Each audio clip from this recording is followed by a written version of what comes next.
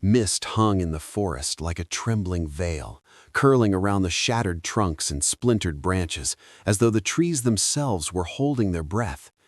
The sun had not yet pierced the gray horizon, and the world felt suspended between night and day, between danger and fragile stillness. Somewhere in the distance, the muted boom of artillery rolled across the hills, a low reminder that death could arrive at any moment. Yet here, in this fragile dawn, there was an unexpected pause. A U.S. medic crouched beside a shallow trench, his hands steady but tense as they worked over a small kit. Bandages were folded with precise care, bottles of iodine lined in cautious symmetry. He tested the water, sniffed the antiseptic, wrapped scissors in cloth. Every motion was deliberate, almost ritualistic, a quiet assertion of control in a world that had none. His uniform was dusted with frost, his breath visible in the cold morning air. He was alone in the immediate moment, yet surrounded by the ghostly presence of war. Crumpled helmets in the mud, empty shells, the faint trace of smoke still clinging to the ground. There was an expectation here, unspoken but heavy, that fear would dominate, that chaos would erupt. Yet instead, there was the simple intimacy of human preparation, the soft rhythm of survival. Fingers lingered over supplies, as if the act of caring for objects could shield against the brutality beyond the tree line. In a world built on orders, blood, and sudden violence, the medic's quiet attention to detail seemed almost defiant, a statement that life, however fragile, still mattered. Even as distant echoes of gunfire reminded him of the inevitability of harm, he paused to adjust a torn strap on his pack, then straightened, scanning the horizon. Each breath was measured, each heartbeat a silent negotiation with fear. The forest itself seemed to lean closer, waiting. In this fragile tension, the contrast was stark, expectation of cruelty met with the understated courage of care. The audience senses, without yet seeing, that humanity will emerge here, that the small acts of a single man can ripple across the cruelty of battle. Dawnlight began to bleed through the mist, pale and tentative, illuminating the frost on the branches and the medic's worn gloves. In the hush of morning, amid ruins and whispers of violence, life persisted, fragile, deliberate, and quietly defiant. Here, in this suspended breath, the stage was set for compassion to meet war, for mercy to find its first foothold amid the uncertainty.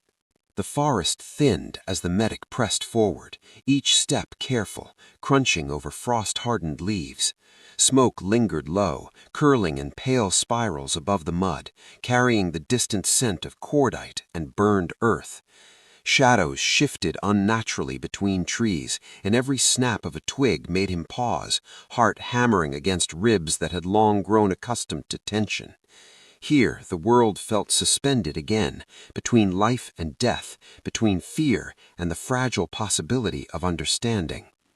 Through the mist, a form appeared, half hidden beneath a splintered tree.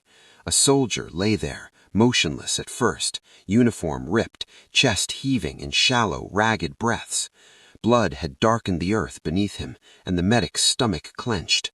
The automatic impulse, drilled into every soldier since training, whispered a single word: danger, enemy, threat, the mind's shorthand for survival. Shoot, avoid, survive. But what lay before him was human first, wounded first, a body trembling with the same fragility that haunted every soldier in the forest. The medic's eyes lingered, noting the subtle movements, a twitching hand, the faint flutter of eyelids, the shallow rise and fall of a chest desperate for air. Dirt and blood clung to the soldier's hair, and his face, smeared and pale, was almost boyish in its fear. He was not the monster of whispered propaganda, not the anonymous enemy of distant command.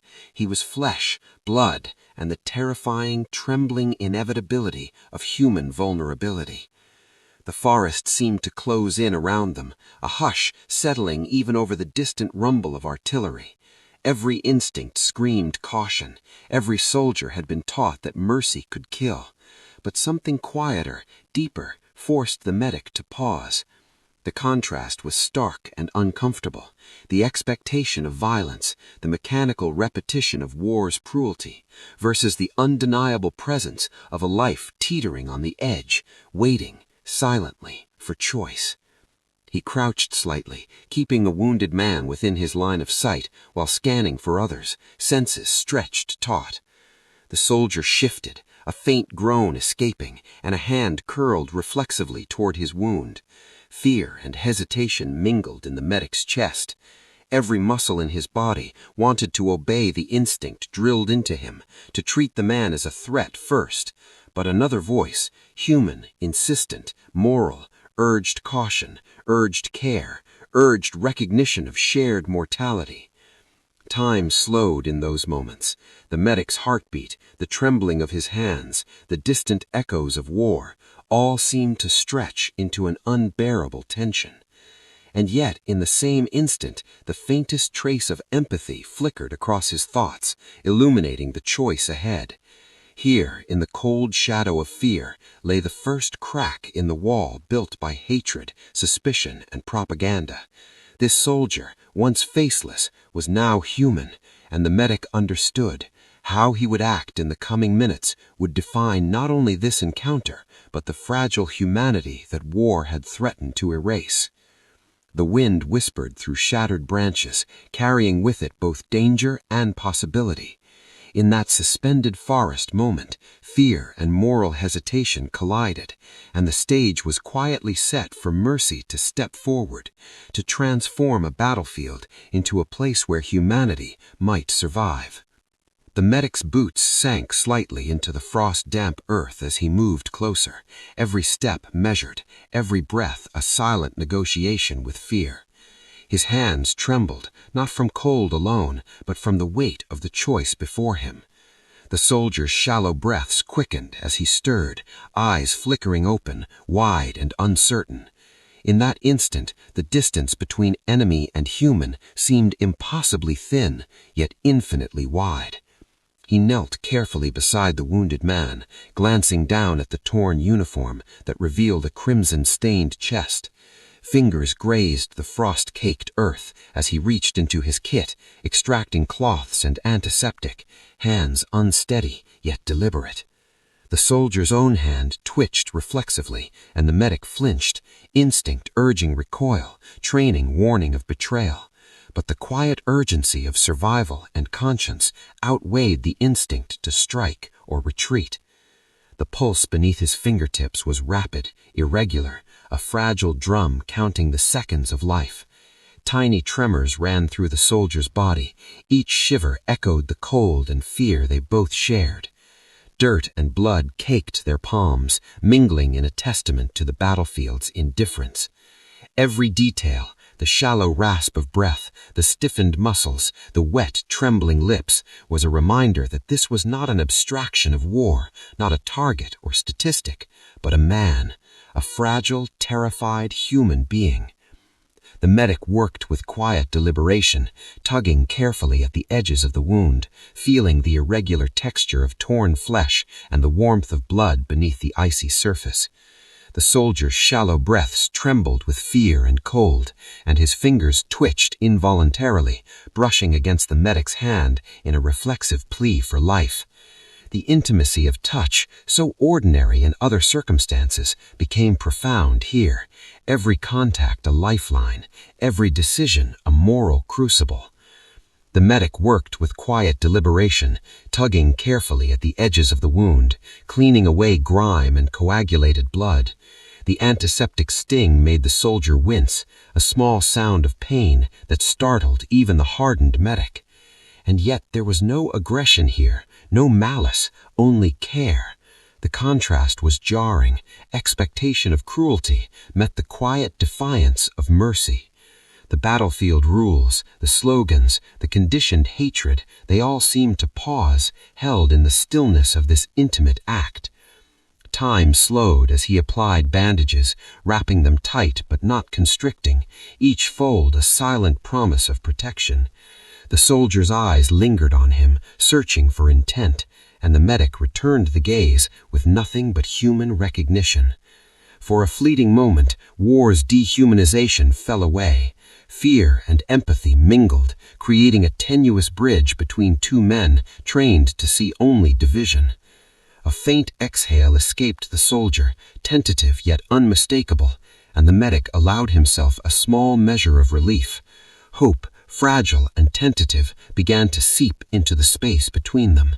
It was not victory, not triumph, but an acknowledgement that moral courage could exist even here, amid mud, blood, and fear. The first touch of mercy had been given, and with it a crack appeared in the barrier of indoctrinated hate. One man choosing humanity over instinct, one act reshaping the narrative of enemy and ally in the quiet hush of a frozen battlefield. Silence settled over the small clearing, heavy and deliberate, as if the forest itself. The bullet lay embedded like a dark, silent accusation of war, its removal a delicate negotiation between survival and disaster. He positioned the instruments with painstaking precision, each movement deliberate, each breath measured. The soldier's face, pale and streaked with grime, flickered with pain, uncertainty, and a flicker of trust. And in that moment, expectation, the assumption that hatred must dominate, clashed violently with reality. Here, mercy was not weakness, it was defiance. Time seemed to stretch, each second taut with tension. A bead of sweat ran down the medic's temple, his own pulse echoing the soldier's rapid heartbeat. The act was simple in its intention, but radical in its context. Care in the midst of destruction, human connection where doctrine demanded detachment, compassion where instinct demanded self-preservation. The contrast was undeniable.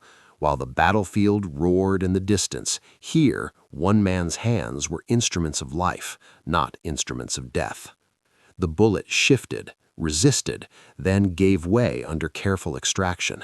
A soft exhale from the soldier mingled with the medic's measured breathing, a fragile sigh of relief. Blood glistened, stark against pale skin and dirt-streaked uniforms, but the immediate threat receded. The forest's muted whispers seemed to celebrate the victory, small and private, a triumph of humanity over the brutality of expectation.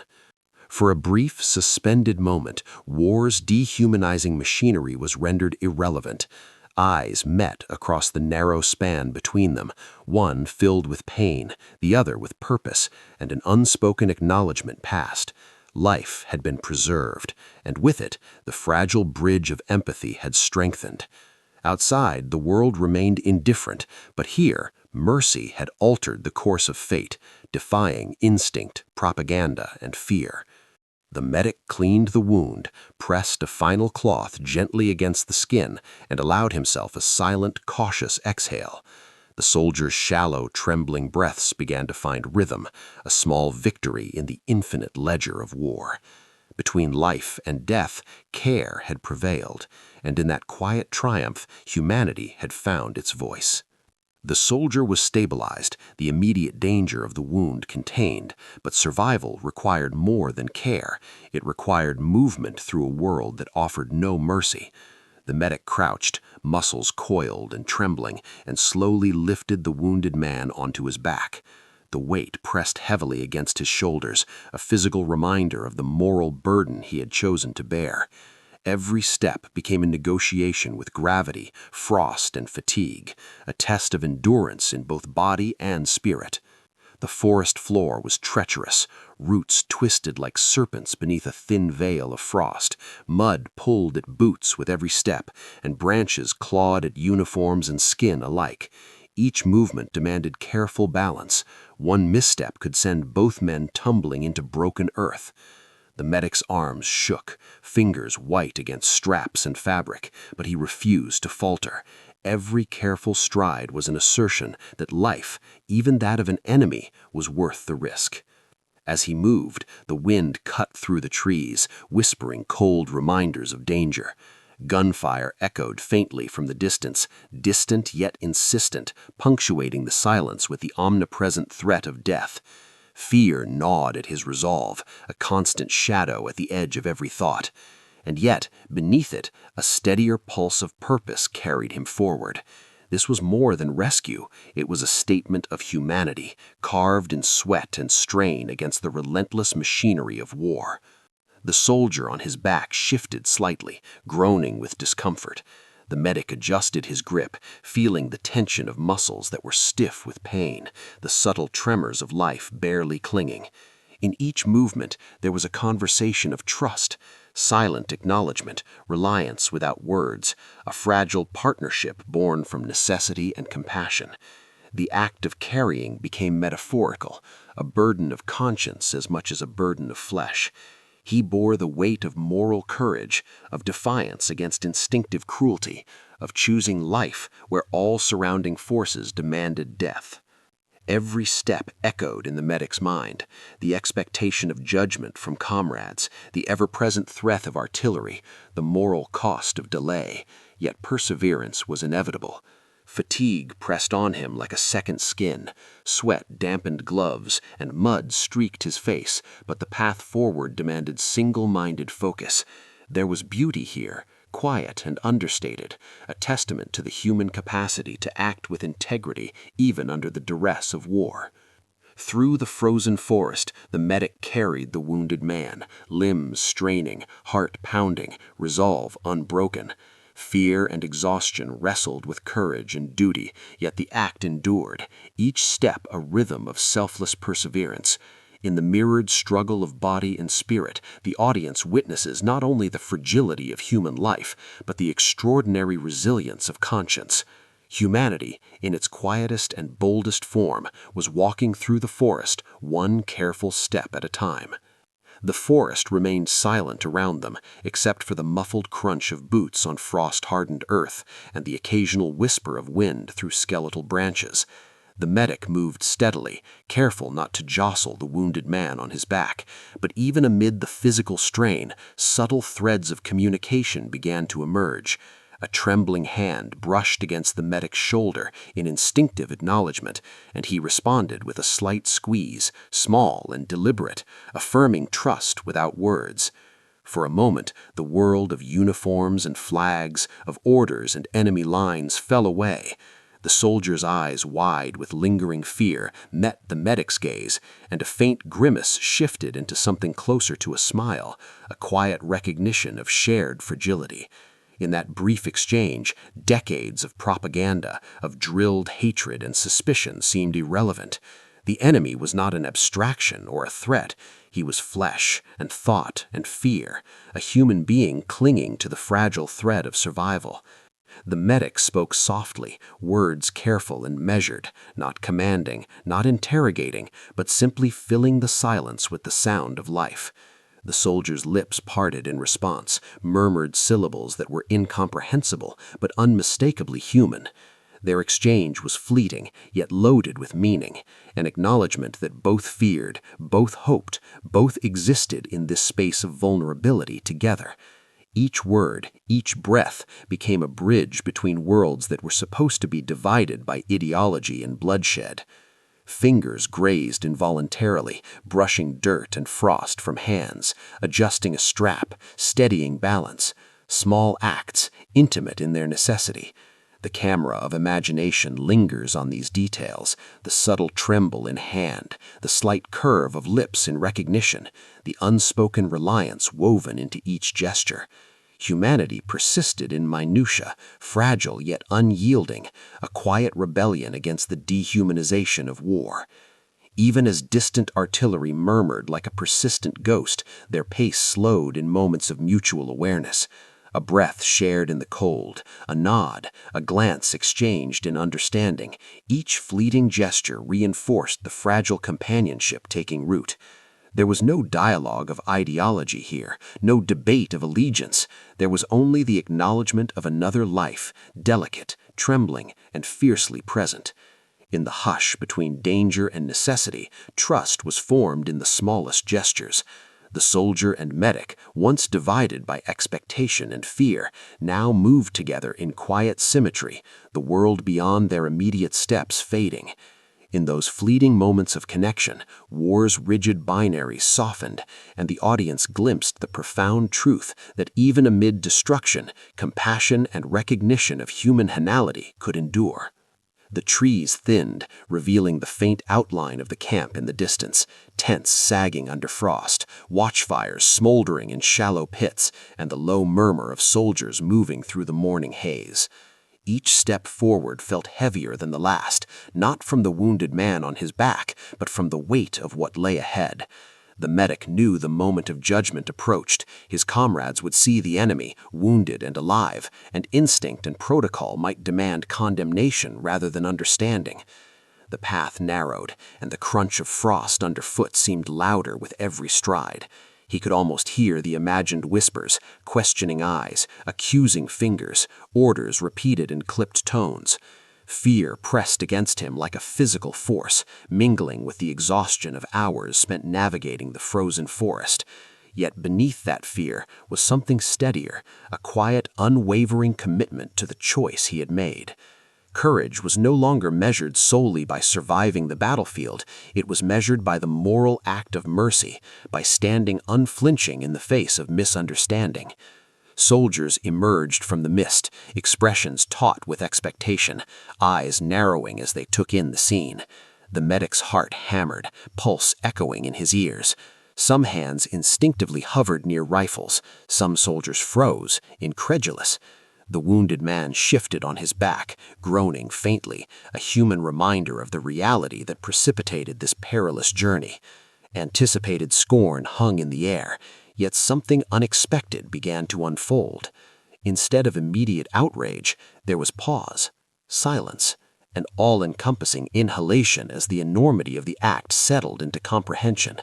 No words were spoken at first. Acknowledgement that life had been preserved, and in doing so, the medic had quietly defied the rigid expectations of war. The contrast was stark. Fear and judgment had been anticipated, yet what arrived was stunned acknowledgement, a recognition that morality and duty could exist beyond orders and fear. The medic straightened, shoulders rigid but resolute, sweat and frost streaking his uniform. He met the eyes of those around him with measured calm, no defiance in posture, only the quiet assertion of principle. The battlefield had demanded physical bravery. Here, courage of a different sort was being weighed. His act of care, small yet radical, had tested the limits of expectation and revealed the cost of empathy in a world designed to reward efficiency and obedience over conscience. Slowly, the camp seemed to exhale, the tension easing without ceremony. Some soldiers averted their eyes, some offered muted nods, the human instinct to respect sacrifice and moral courage quietly prevailing over instinctive suspicion. The medic's gaze drifted toward the wounded man, a shared understanding passing between them. Life had been preserved, and with it, the quiet power of principled resolve had been proven. At the threshold of the camp, mercy had confronted fear, and in the stillness of acknowledgement had prevailed. The field hospital was a flurry of motion, a place where urgency and precision collided, yet even amid chaos, purpose held firm. Stretcher bearers moved swiftly through the frost-stiffened corridors, boots clattering over wooden planks, hands steady despite the weight of life and death. The medic carried the wounded soldier through the doorway, and the world of the battlefield, the fear, the snow, the distant gunfire seemed to contract, leaving only the immediacy of care and survival. He laid the soldier down gently on a cot, and hands that had once gripped rifles now worked with deliberate tenderness. Blood glistened in the dim light, a stark contrast to the meticulous movements of the attending medics. Scalpel, bandage, antiseptic, stitch, the language of life spoken in small, precise gestures. Each motion, though clinical, was layered with empathy, each decision a subtle affirmation that this was a life worth preserving. The wounded man's shallow breaths gradually steadied, and the first flicker of relief passed across his pain-lined face. Around them, the hospital moved like a symphony of survival. One medic cleaned a burn, another pressed gauze against a gunshot, but all eyes, all hands held the same quiet focus: life over ideology. It was here, amid the scent of disinfectant and the metallic tang of blood, that the illusion of enemy and ally dissolved. Nationality, uniform, allegiance, all faded in the presence of shared vulnerability, of human need and attention. Compassion, in its purest form, ignored flags and boundaries. It honored life above all else.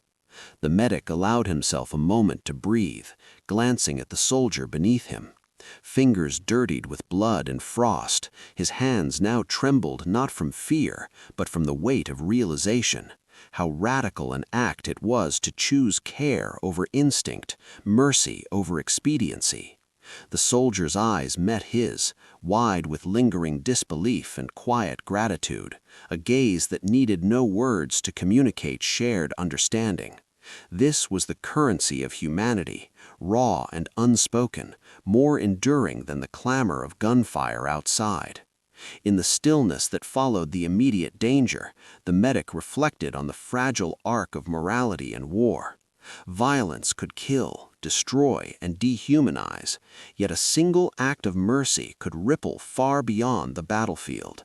It was dangerous to be kind here, revolutionary even, yet it was the most necessary and profound resistance.